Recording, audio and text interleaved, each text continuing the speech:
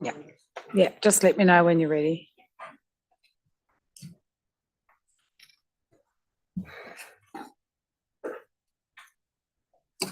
Just setting up the live stream recording, so and we'll put your PowerPoint. I'll just do an introduction. just wait. Yeah.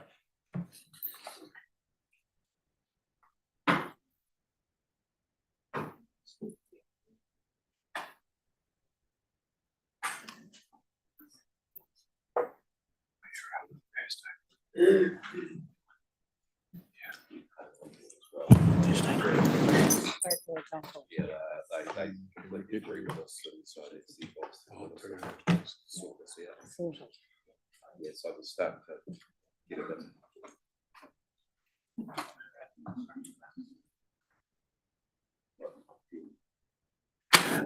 Yeah, just sit at the table for 5 years and realize just It's ridiculous. yeah.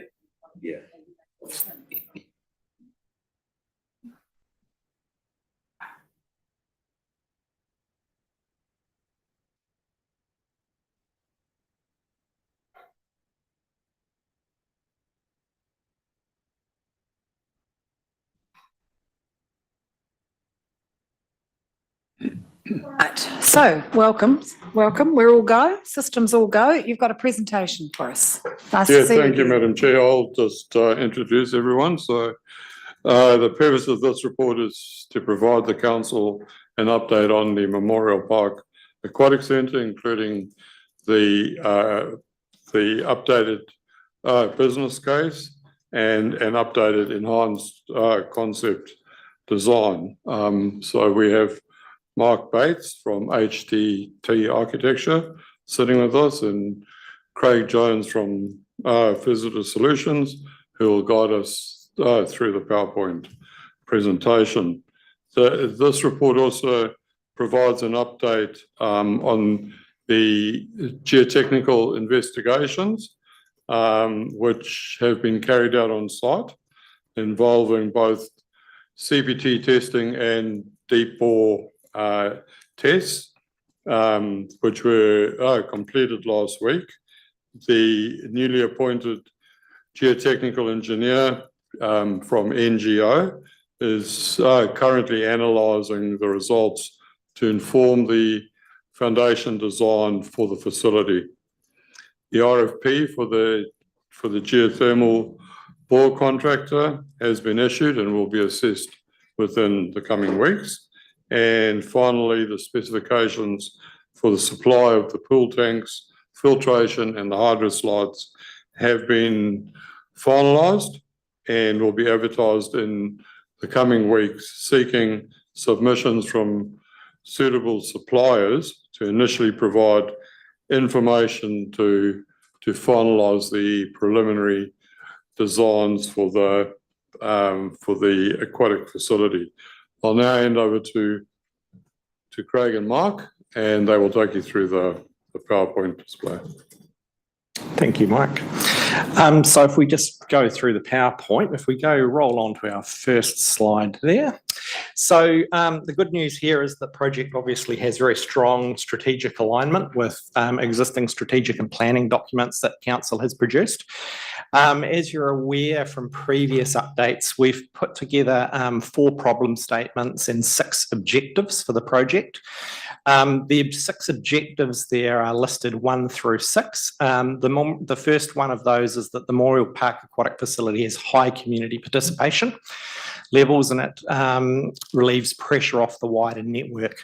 The second is that the Memorial Park Aquatic Facility has a broad participation profile, and that was something that the Commissioners touched on before that was very important. Objective 3, we wanted the aquatic facility fulfills, meets the gaps in the leisure network. The fourth is that Memorial Park and the aquatic facility leverage off one another. And again, that was something that the Commissioners picked up on previously, and we agree is very important. Objective 5 is that Memorial Park Aquatic Facility has diverse revenue streams. And objective 6, that the Memorial Park Aquatic Facility meets sustainability and environmental resilience goals. So all of those things were things that the commissioners had raised and that were built into the project. If we roll on to our next slide. So just looking at the economic case, we went through a detailed options assessment and we've shared some of that with you before. To quickly recap, we went through a long listing process that then progressed onto a short listing process. We then undertook preliminary financial analysis. And then over the past months, we've really been panel beating out the design and working through design optimization. So at the end of that process, we've arrived at a concept that addresses all of our problem statements, all of the project objectives, and also covers off the target benefits that we set out to achieve. So Mark's just going to talk you through some of the finer points of that design optimization process. Thanks, Craig. So you look, at the end of last year when we arrived at option 2 being the preferred way forward, there are a number of options that were prepared at that point which investigated different alternatives to meeting the brief. And what we've done within this design optimization period, if you like, is try to wring as much as we can out of option 2 to give us as much functionality within the building. So with that in mind, what we've done is greatly simplify the building form. We've developed a draft cultural narrative that needs to be shared and approved with the iwi and hapu groups, but the building form is in line with that cultural narrative.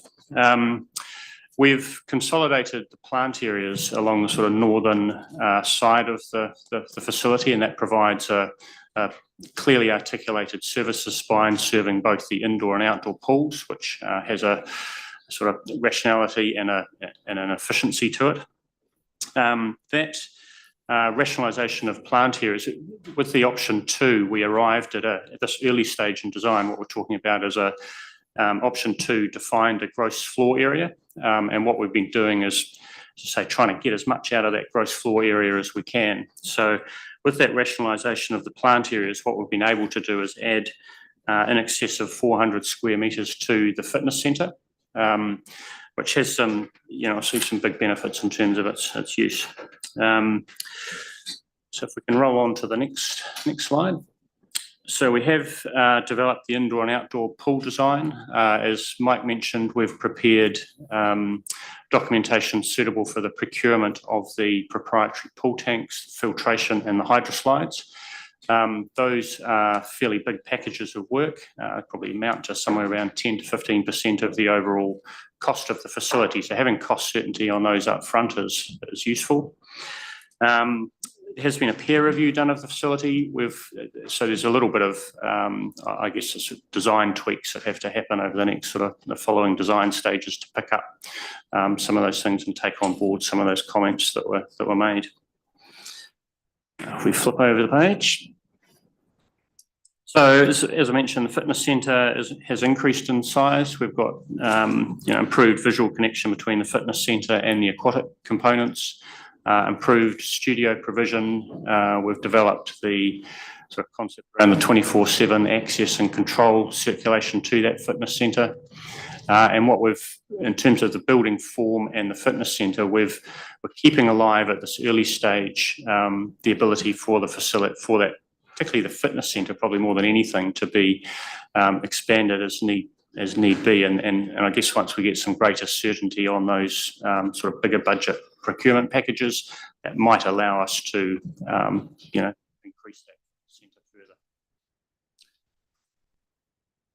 That's where we're at. So if I could just add to a few points there. So in terms of the design that you've seen in front of you today, that covers off, links back to those objectives.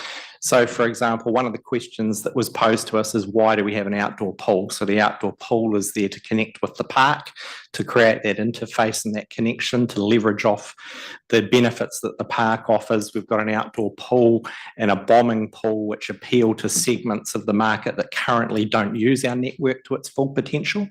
So Maori, Pacifica, youth, So there's a lot of different things that have been built into that design to respond to the objectives that were set out at the beginning of the project. We're also leveraging off the geothermal resource to be able to operate the outdoor pool year round and heat it. So unlike other outdoor pools that you'll see around the country that are just used for 4 months of the year, we're going to be able to run year round. So there's lots of benefits with things like that. And as Mark touched on, things with the revenue streams, it was really important as well. We've got an expanded fitness centre. We've got the additional hydro slides. We've got the outdoor pool to increase the attraction of the complex over that summer period, whilst also delivering all of the indoor pool sort of environment to make it a year-round attraction. So if then we just look at the commercial case, so in the commercial case, we outlined 10 different procurement models. Those procurement models are currently being assessed. And then in the financial case, we set a very conservative financial model. So we haven't overreached, if you like. One of the criticisms that I have of a lot of business cases is they try and overreach. We've set something that is conservative. The facility is not forecast to operate profitably, and that's not unusual. We think that it'll be about a 733,000 per annum, subsidy required to operate it. We do think that as you progress to the next stage of planning and as you move into the actual business plan for the complex, that position will improve. We'll have greater certainty over certain components and how they're going to be operated. The facility does not contribute sufficient profit to cover debt and interest payments, nor to satisfactorily contribute towards the depreciation and fund replacement. And again, as I said, that's not uncommon. Deloitte has estimated that the cost to council is about 12.5 million per annum over the first 30 years.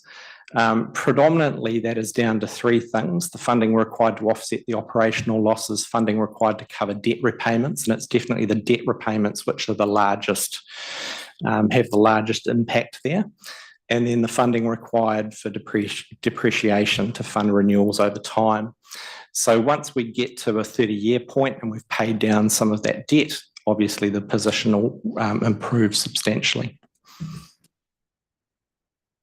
If we just roll through to the management case.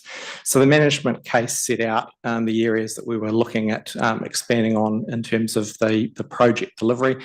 So obviously the governance and project team has already been established. The project delivery capabilities and skills have been set in place. The procurement plan is well advanced. Stakeholder management is well advanced. Benefits management, again, and risk management is also well advanced.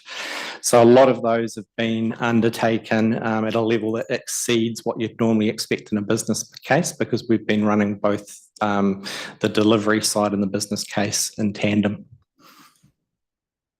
So that concludes our quick summary. Open for questions. Open for questions? Is that where we are? Yep. Okay, Bill. I just wanted clarification in terms of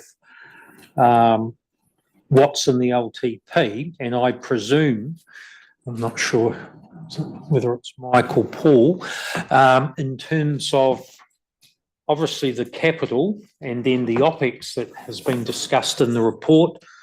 I'm assuming that that is also provided for in terms of our LTP. If Mike can't answer that question, I'll have to come back to you because I've just asked the same question. I don't know the answer to the OPEX, but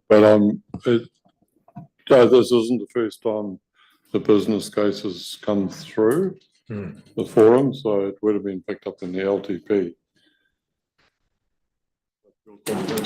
I can't remember. There was OPEX. I can't remember what it was particularly. Yeah. I was going to ask the question: is this higher or lower than what we had?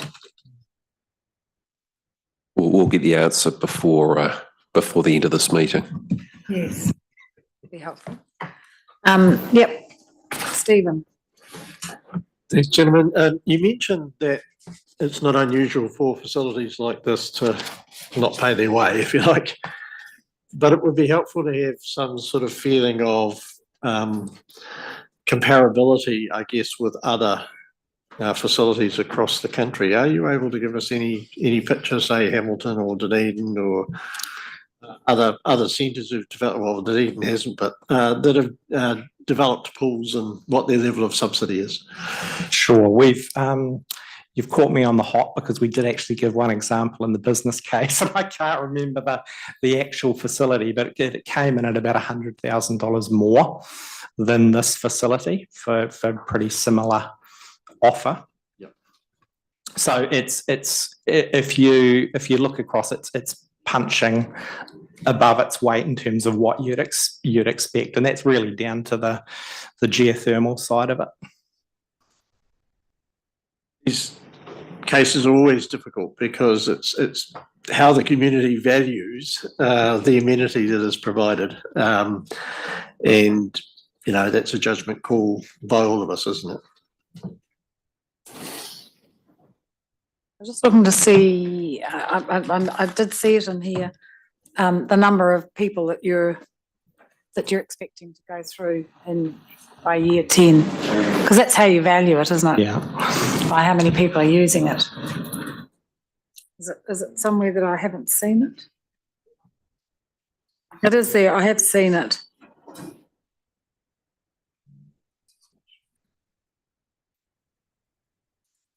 Everything else in here, but.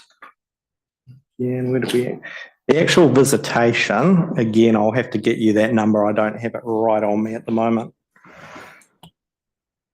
But again, we set it at a level that we thought was conservative. We think that you'll actually, once we get that next level of detail of what the actual offer is, we think that it'll exceed what we've modelled. Yeah. Generally does, doesn't it? We're always quite conservative when we look. But it's a community facility. That's the cost of providing them. That's why the general ratepayers pay for them. Chad. I've just got a quick question about the kind of day-to-day operational cost of it, and I think you indicated it's about $700,000 a year for it to operate. How does it compare to Baywave, and in terms of that operating? The Baywave offer, it's comparable to Baywave. Yep. So effectively what we did when we did the model is that we looked at Baywave as our base model. So it's comparable to Baywave, but obviously it's got the benefit of the geothermal. So the benefit of the geothermal, makes it more sustainable, if you like. I think that, as we have said, that we set it very conservatively in terms of the visitation. I think that we will see that will punch above its weight. Yeah.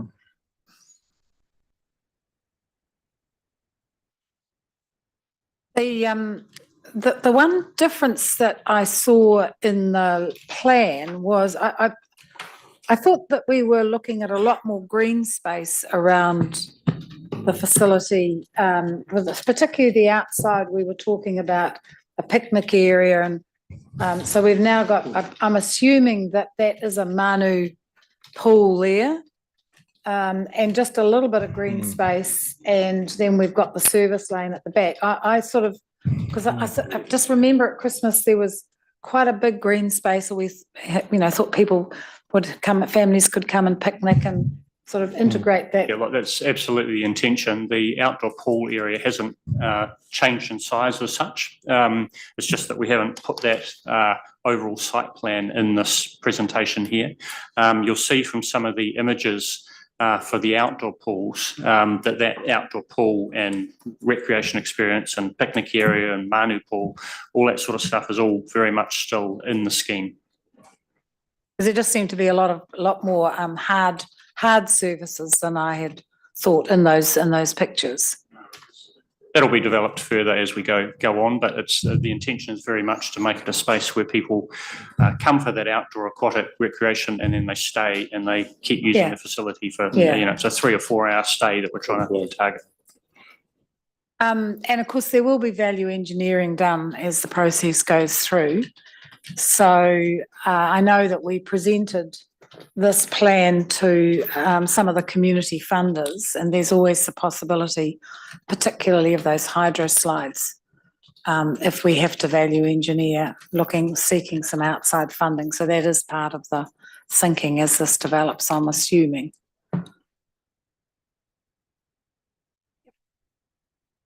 Looks good.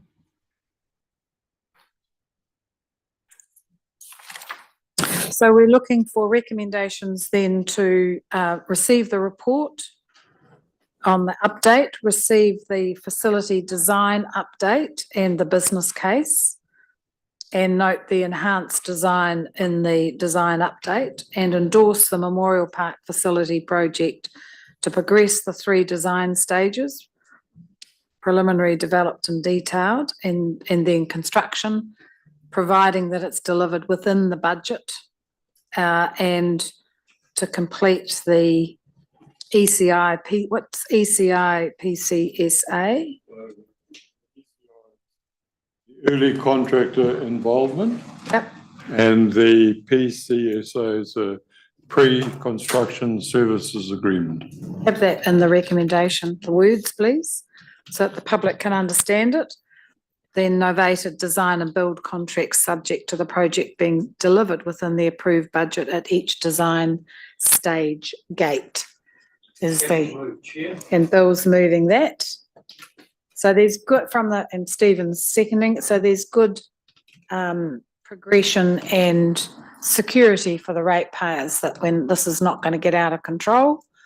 And like Devonport Road and Te Manawataki or Te Papa, we again have the discipline that's brought by the Te Manawataki or Te Papa limited board, with that national expertise in delivering large projects. And they're very clear, because they even lectured me on maintaining the budget and no overruns, no cost overruns. Any further questions while we've got these gentlemen in front of us? A question, but just a couple of comments, Chair. And I've quickly, Steve and I were looking to find the visitation. So it's on page 78 or page 82 of our attachment. So it's roughly around $250,000 a year in terms of people attending, and acknowledging that this facility, although it has a much wider scope and use than what's there currently, and what's there currently is even much older than I am, and in terms of a facility that is also only open part-time in the year. So the ability to provide for this community throughout the year, I think is a significant attraction for me in terms of a key facility for the city. And I think also having facilities on both sides of the harbour, so it's actually spreading that offering around. And I think given with the population growth both in the Te Papa Peninsula, the Western Corridor, but also that in the eastern part of the city. So I think in my view it actually ultimately fulfills that offering, that spread throughout the city. And I think in community value, I see in paragraph 13, the initial needs assessment was done in 2017. It does take a while, as we've noted previously, for things to get to this stage, but pleased they have. And we went through our 2021 LTP process when we initially provided for the facility. So I think, and there was general community support at that time through that LTP process. So, and I believe that support has continued to the stage here. So think potentially the value is seen by the wider community. Yeah, I think there's always, and the other underlying thing is that this is a city that's built around the sea. And so there is a responsibility as schools are struggling to provide learn to swim. There is a responsibility on local government to ensure that there are adequate facilities citywide to enable learn to swim, to teach our kids how to survive in the water that surrounds them. And the provision here enables that, plus the enjoyment, the recreation that goes with having aquatic facilities. But it is a key responsibility for our citizens' well-being as well. Shad.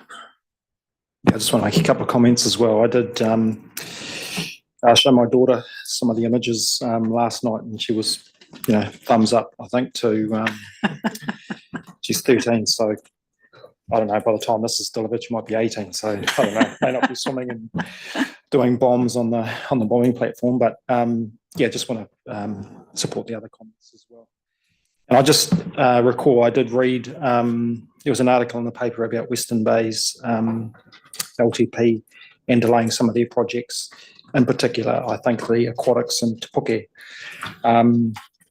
So thinking about not just us, but actually the wider community extending out into Western Bay, I think we'll find as we do, our facilities catering to not just our residents, but actually across into Western Bay. And charging them more than our residents. Oh yeah, I mean the network's important for our city, but also I think for those living on the other side of the boundary, also see our network is important to them. So just kind of wanted to make that point as well. Yep. So it's been moved and seconded. Just checking in on the inclusion or otherwise of the OPEX and the LTP. Oh, right. Have we got that figure? What do you want to do with that?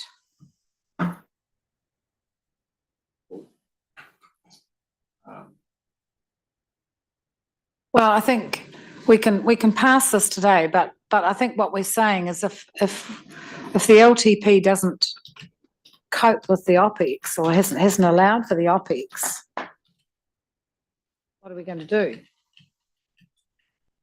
We would need to pick it up through future annual plan processes. Given the business case has gone through, it should have. It should be there. The amount invoice can't confirm the number that at this point. Yeah. So we could add to the resolution to include any adjustments to OPEX in future annual plan. All right. It's not a big number. So we want to note that any increased OPEX will need to be addressed in the annual plan.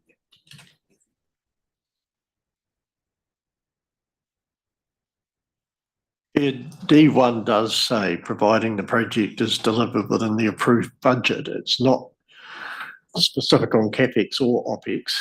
I would have thought that the approved budget would be both.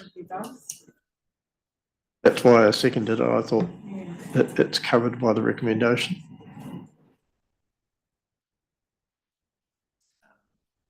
If there were a change that it would have to come back.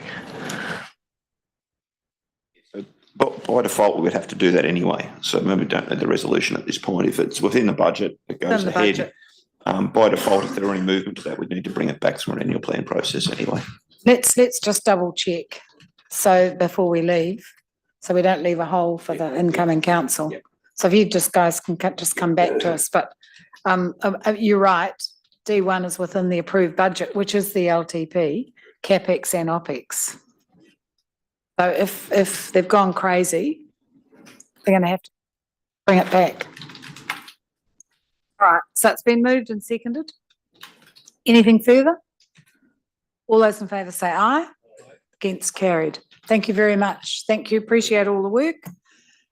Look forward to the, what year is it completed? 2029. Should be 18, God, okay. And you'd be worried about it going there. Thanks very much. So that brings us to the end of the meeting. Yep. Do you like to, well, we've got another meeting, yes, all right. All right, so on that note, I will declare the meeting closed at, what are we, 11:46. Thank you very much, everybody.